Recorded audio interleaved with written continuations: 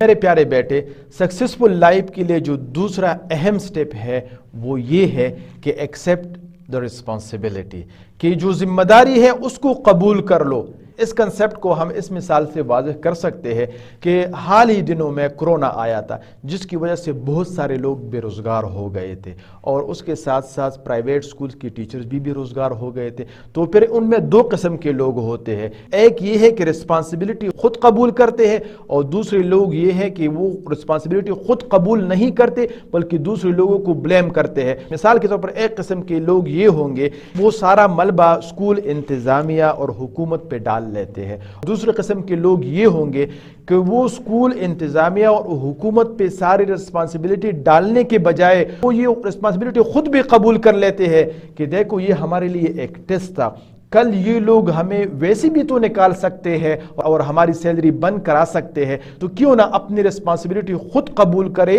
اور اپنے اندر on line teaching کی صلاحیت پیدا کرے اور سوات کے بجائے پوری دنیا کے اسٹوڈنٹس کو پڑھانا شروع کر دے۔ تو دیکھو وہ لوگ جنہوں نے رسپانسبلٹی قبول کی، انہوں نے اپنے اندر سکلز پیدا کی، اور آج وہ پوری دنیا کے اسٹوڈنٹس کو پڑھانے کے قابل ہو چکے ہیں، اور شاید ان کو اب نوکری کی ضرورت بھی نہیں ہوگی، وہ اتنے پیسے کما رہے ہوں گے۔ تو اس کا مطلب یہ ہوا کہ اگر زندگی میں مشکلات آ جائے، پرابلمز آ جائے، اور ان مشکلات کا سارا ملبہ ہم دوسروں پہ ڈال دیں، گورنمنٹ پہ ڈال دیں،